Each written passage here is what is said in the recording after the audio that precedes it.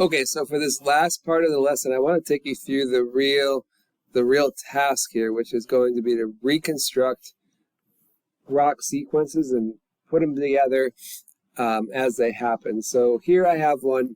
I'm going to use the letters this time, even though there are some map symbols on here, just because you're just learning how to do it.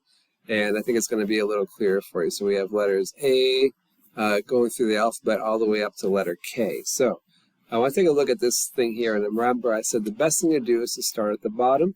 So look at the bottom here and try to figure out what happened first. And I think the first thing that happened was that layer A was set down. So for my steps here, I'm going to list my first one as the deposition of layer A. And you can do the same thing on yours, because we would be doing this together. The next part, from what I can tell here, is the deposition of layer B. You might say, well, wait, what about F here? Well, F looks like an igneous intrusion to me. It looks like it burnt all the way through multiple layers, so I don't think that that was there before B, being that it burned B. So I'm going to go ahead and put dep of layer B. And I think the next thing that happened is the dep of layer C, the deposition of layer C.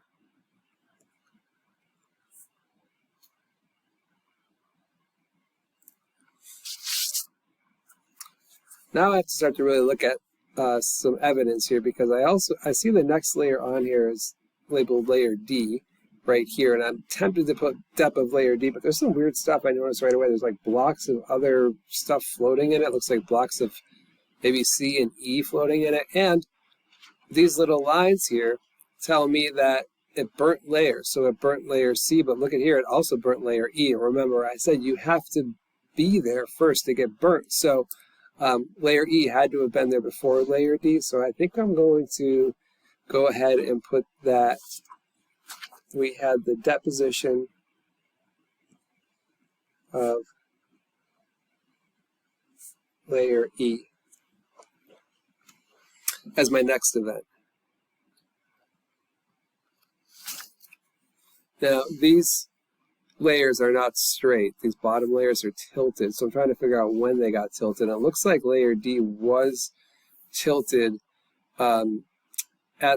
it looks like it was tilted along with these layers, so I'm thinking D came next, but I want to take a look here and see. If I look very closely, I see some little lines where F actually burnt D. I don't see lines where D burnt F, so that's telling me that D came before F. So I'm going to go ahead and put intrusion.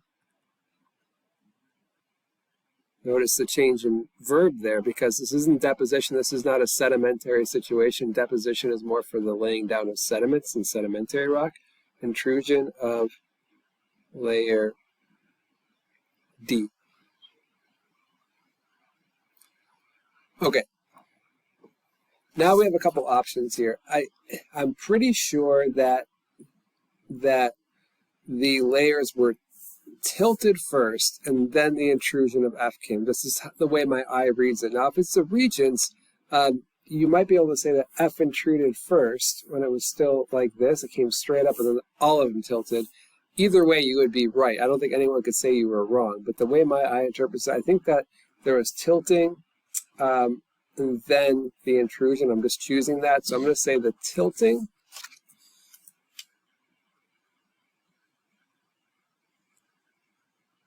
of layers A through D. So we laid these down, boom, boom, boom, boom. Intrusion, now we tilted them. I think this intrusion is going to come next as far as F, so I'm going to put the intrusion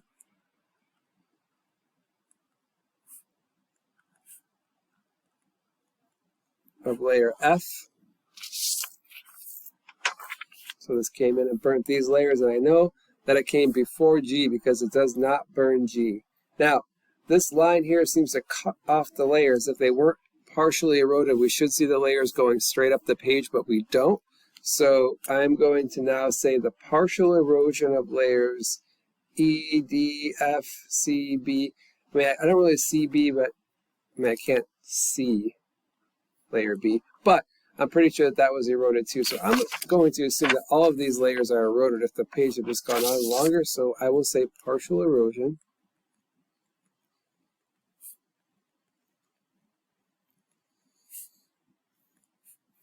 of layers A through F. And that's what gives us this flat surface here. Okay, so we've accounted for everything that happened down here. Now let's start to work up here. We have the deposition of layer G.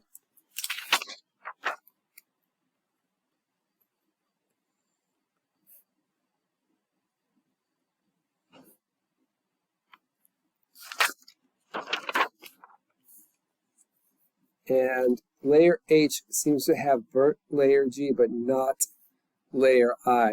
So when you get a situation like this, you don't want to call it an intrusion. An intrusion is when magma pushes in between layers that are already existing. So there's going to be a new word for you that we didn't go over in the terminology, but it's okay. They come up sometimes. We're actually going to call layer H a lava flow. What that means is that a volcano probably erupted nearby and the lava flowed down the volcano and on top of the sedimentary rock. It burns layer G and turns it metamorphic right there, but it just goes flat across the surface before you have anything on top of it. So we are going to say lava flow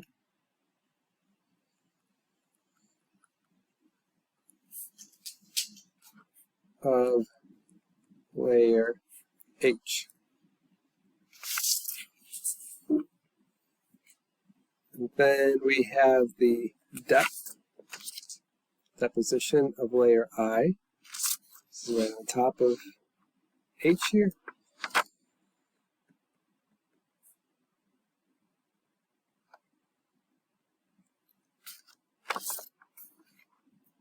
And then we have the depth of layer J,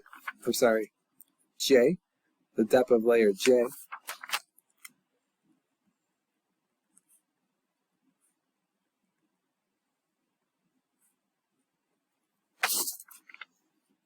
The deposition of layer K.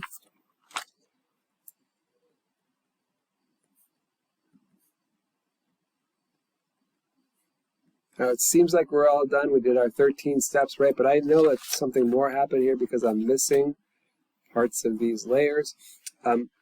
Depending on your interpretation of what happened, it's really common that the number of steps can be like give or take a couple steps. So you don't always have to use every number that's there. And there are plenty of times that you get a situation just like this where we add a number to there because we haven't accounted for everything that's happened in this rock sequence. And we say, okay, partial erosion of layers K and J, because there's a big U-shaped valley here. I'm pretty sure I know what carved it. U-shaped valley, probably looking at a glacier. Move through here, rip the stuff out. But I don't need to name the agent of erosion on this. I just need to indicate that it happens. So we have partial erosion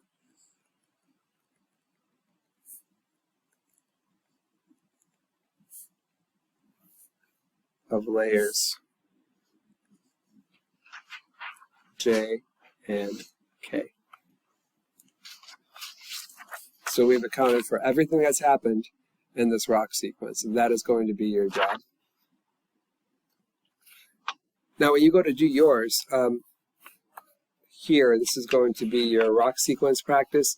I would suggest doing A first, and then B, and then C, and then D, because they get more complicated as you go. Remember to always start from the bottom. That's just the easiest and best way to do this. You have a key down here to help you. So you're going to name the rocks as you list them. Now this one I didn't put numbers on there for that same reason I just indicated. You may have different numbers depending on how you interpret the rock sequence, but you want to make sure you account for each and every one of the steps that are in there.